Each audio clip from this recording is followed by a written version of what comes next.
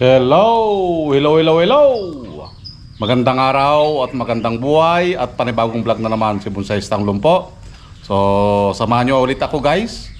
I-unwire natin yung Argao Taiwan. At the same time, pagkatapos nating ma-unwire, i-wire ulit natin.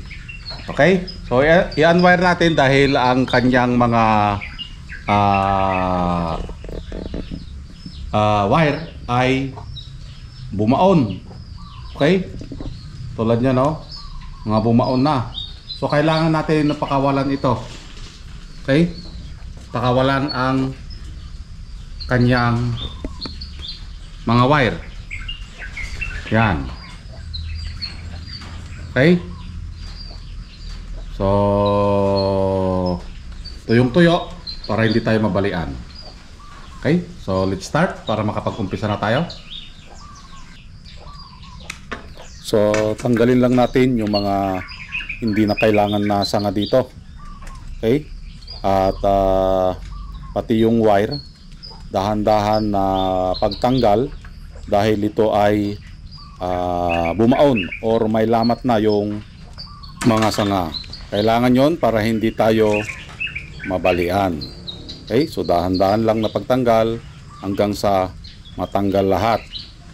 So, ingat tayo sa pagtatanggal dahil kapag nabalian tayo, mag-uumpisa ulit tayo sa umpisa. Magpapatubo tayo ulit ng sanga at hanggang sa mabuo ulit ito. So, kailangan nating ingatan. Yan, at malapit nang matanggal lahat. So, yan guys, natapos na nating tanggalin yung mga wire. Okay, may mga bumaon na wire, oh. Okay, tapos ito, puputulin natin ito para maging tapered. So, pangit. So, isang size lang kasi ito. Okay? Yung dito hanggang sa dulo ay iisang size. Okay? So, ang gagawin natin dito, puputulin natin ito. Okay? Yun. Para paliit. Okay? Paliit ng paliit hanggang doon sa dulo. Okay? Kaya natin pinutol ito.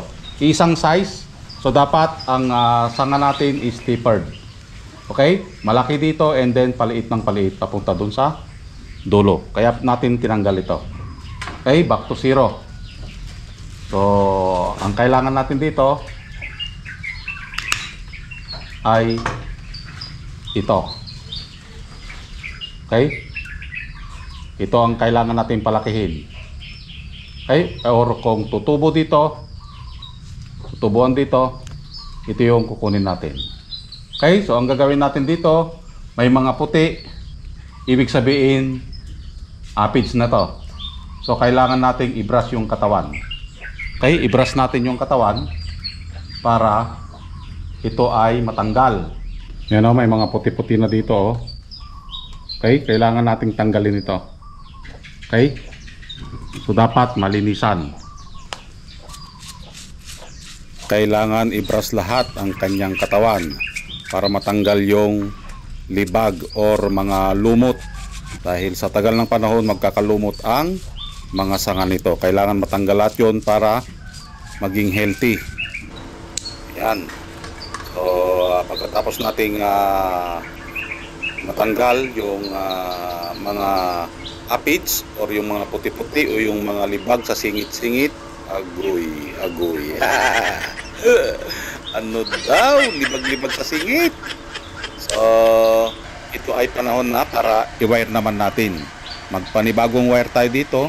Hindi na natin susundan yung mga sugat na iniwan ng wire para makamove on. So, bago ang lahat, habang tayo ay nagwa-wire, ipakita muna natin yung kanyang itsura noon, para malaman din natin yung kanyang kwento at paano natin naumpisahan itong halaman na ito. Ito ang kanyang itsura bago natin na-wire. So dito ipapasok natin yung branch selection or selection of branches, yung pagpili ng sanga at yung iiwan natin na sanga. Pagkatapos nating mapilian ng sanga, ito naman ay ating i-wire.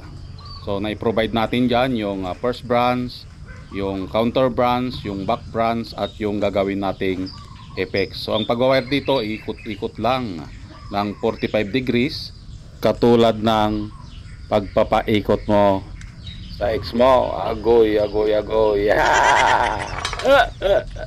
Minahal mo siya, pero ikaw hindi. Sakit nun, bes. So stop lang muna tayo, ha. At ito na nga, malapit na nating mai-wire. At na-provide natin dito yung first branch, ang counter branch, at ang back, at ang apex. So yun ang kanyang itsura noon. At ito na siya ngayon. Malapit na siyang mabuo, katulad ng pag-ibig mo. Agoy, agoy, agoy. So dahan-dahan lang din na wire. Ipipill up lang natin dito yung mga merong puwang. Dapat ang mga dahon nito ay buo, at yung kanyang pagkaka-cluster. Yung pagkaka-cluster, yun yung patong-patong. Agoy, agoy, agoy. Yung patong-patong na sanga hanggang sa papunta doon sa taas. Ano daw? Patong-patong? Buti pang bonsai, ang mga sanga nagkapatong-patong. Pero yung kakilala ko, agoy, agoy, agoy. Nadamay na naman. Ayan. At inabutan tayo dito ng ulan habang tayo ay gumagawa. Lumamig ang panahon. So kanina nakita nyo mainit, ngayon umuulan na. So kabilis magbago. Agoy, agoy, parang siya. Nagbago agad. Parang bonsai lang. So kung makikita natin, maganda yung ating bonsai. After a month, after a days, after a week, mag-iiba na ang kanyang itsura. So ang pagwawire pala dito ay mag-uumpisa ka dapat sa first branch, and then paakyat ng paakyat papunta doon sa taas. Sa madaling salita, mag-umpisa ka sa baba, pataas ng pataas. Agoy, agoy, agoy. Ano daw? Mag-umpisa sa baba, papunta doon sa taas. Yun ang tamang pagwawire. So dito, nandito na tayo sa parting taas. Mabusisi na lang ito dahil ipipill up natin yung mga walang mga sanga. Ibig sabihin, kung may puwang ang ating sanga, dapat nating lagyan ng sanga at i-guide yung wire para ma-fill upan ito. Yun.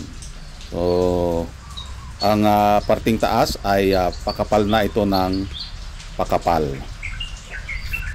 Kunting ayos na lang ito sa ating bonsai para may distribute natin ng mabuti ang kanyang mga sanga.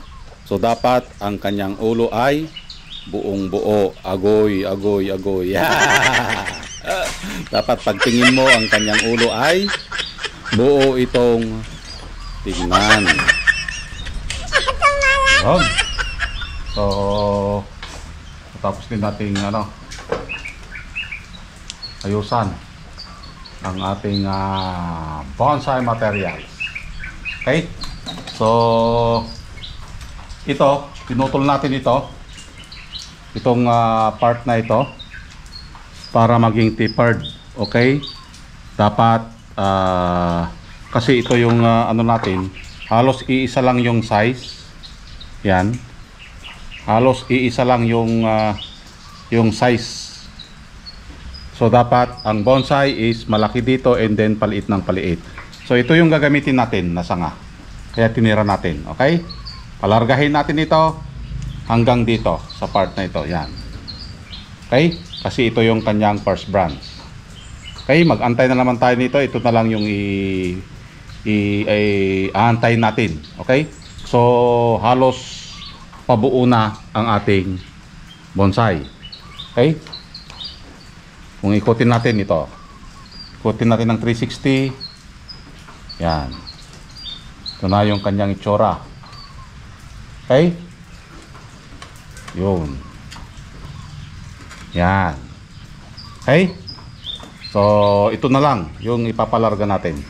Okay? Para maging tipid, nagputol tayo. Okay? So, maraming salamat. At nakarating na naman tayo sa dulo ng aking video. Malapit nang mabuo. Katulad ng pag-ibig mo. Okay? Hanggang sa muli. Bye-bye.